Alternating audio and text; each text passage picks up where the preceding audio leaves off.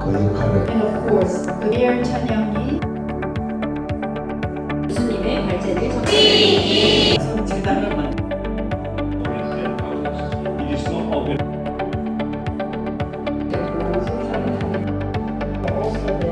anybody?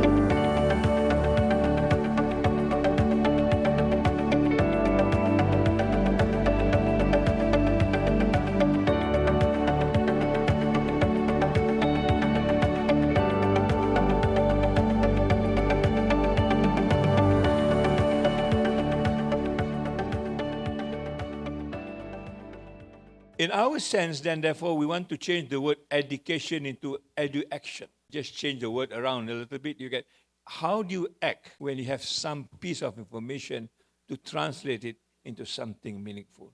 For that, I think we need to come back to who we are.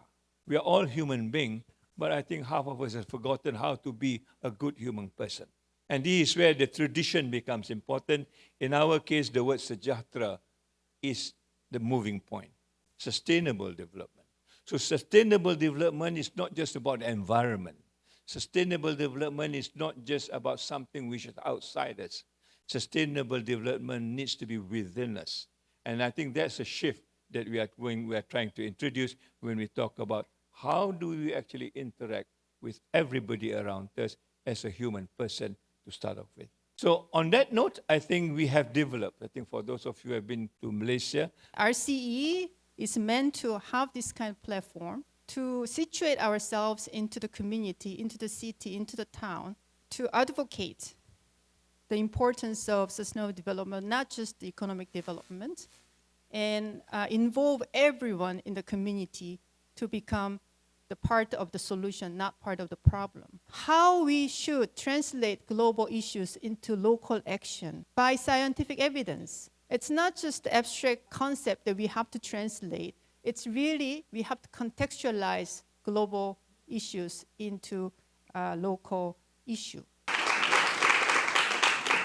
이제 통영이 8번째 RC로 인정받아서 통영 RC 세자스트라 숲을 개관하고 또 유네스코 파트너 기관으로 선정되는 등 국내적으로도 많은 활동을 해오고 있습니다. 특히 통영 RC가 통영시 공무원 연수, 교사, 시민 등 지역사회에서 이루어진 다양한 지속 가능 발전 교육을 통해서 인식 정진과 활동이 통영시의 지속 가능 발전을 위한 정책 수립과 이행하는 데 기여한 것으로 평가받고 있습니다. 초창기 ESD 교사 연수와 공무원 연수를 통해서 지역의 지속가능 발전 기반을 조성하는 것에서 나아가서 20년이 지난 2025년 현재 시민 ESD 지원 활동을 성공적으로 수행해 오고 있습니다. 특히 의미 있는 것은 학교교육위원회, 시민교육위원회와 같이 교사와 시민이 자발적인 네트워크를 구성해서 함께 해오고다는 점에서 통영 RC 설립 초창기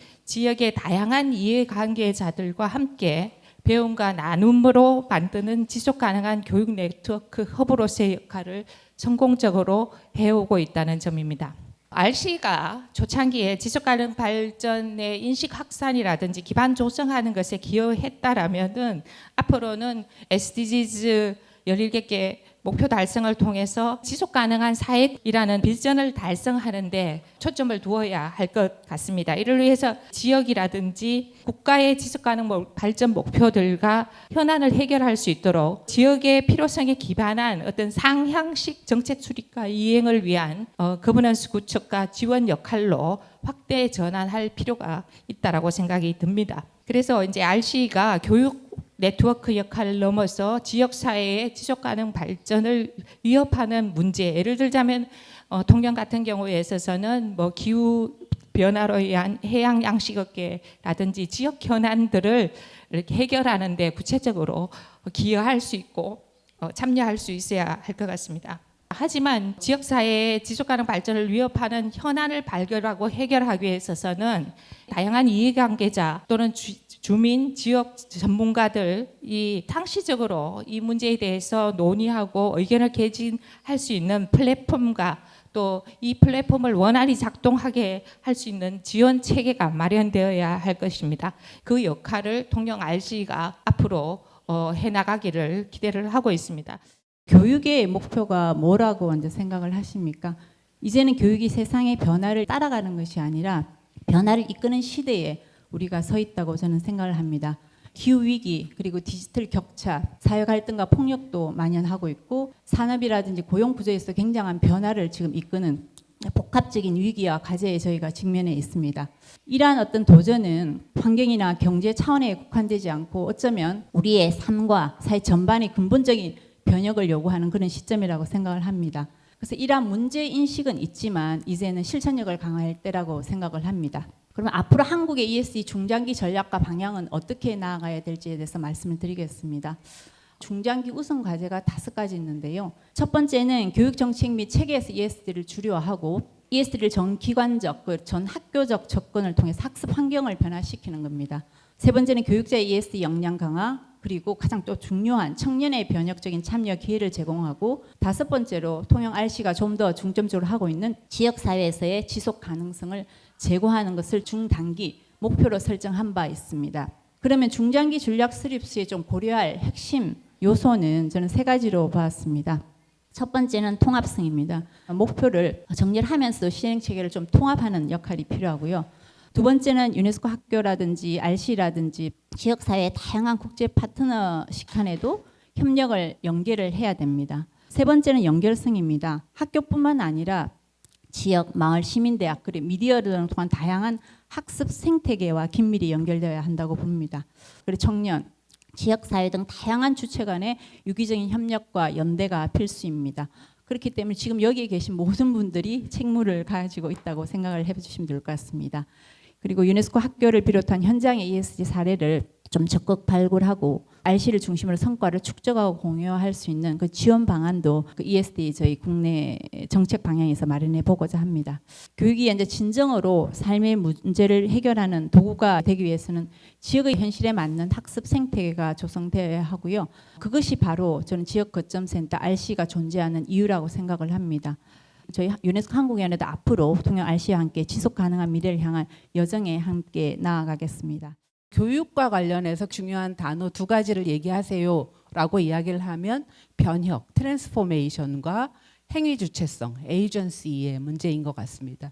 이쪽에서 저쪽으로 옮겨가는 거라고 생각을 할 수 있고, 트랜스포메이션의 의미에 맞다라고 생각이 되는 것은 변혁이라고 생각을 합니다. 그 다음에 이제 이런 변혁을 가능하게 하는 것이 무엇인가 라고 하는 건 에이전시라고 생각을 합니다. 에이전시는 행위 주체성인데요. 그런 행위 주체성이 어떤 곳에서 발현이 될 수 있느냐 하면 아주 작은 것이라도 관찰하고 문제를 발견하고 그걸 해결하기 위한 계획을 세우고 실제로 수행하고 변화를 만들어보는 그 과정이 아닌가 이렇게 생각을 합니다. 미래교육과 관련된 2018년 담론에서는 개인뿐만 아니라 집단의 웰빙조차도 우리가 추구해야 된다라고 하는 그 공동체성을 굉장히 강조하게 됩니다. 우리 집단, 나뿐만 아니라 친구, 가족, 사회, 나아가서 전 지구까지도 고려를 해야 된다. 이렇게 이야기를 할 수 있을 것 같습니다. 2020년에 태어난 아이들은 1950년대에 태어난 사람들보다 한 7배 정도의 극심한 기후변화를 겪으면서 살아갈 거다라고 하는 그런 얘기들을 하게 됩니다. 그렇다면 교육이 어떤 역할을 해야 되고 학교가 어떤 역할을 해야 되는가? 우리는 이제 더 이상 학교를 우리가 지원해야 되는 무엇으로 생각할 것이 아니라 우리가 학교 안에서는 교육의 현장에서는 어떤 일들이 이루어져야 하는가를 같이 고민하고 같이 만들어가야 하는 그런 시점이 아닌가 이렇게 생각이 됩니다. 최근에 논의가 한국에서 많이 화두가 되고 있는 환경교육, 지속가능 발전교육, 생태전환교육 3가지가 굉장히 중요한 그런 교육적인 화두인데요.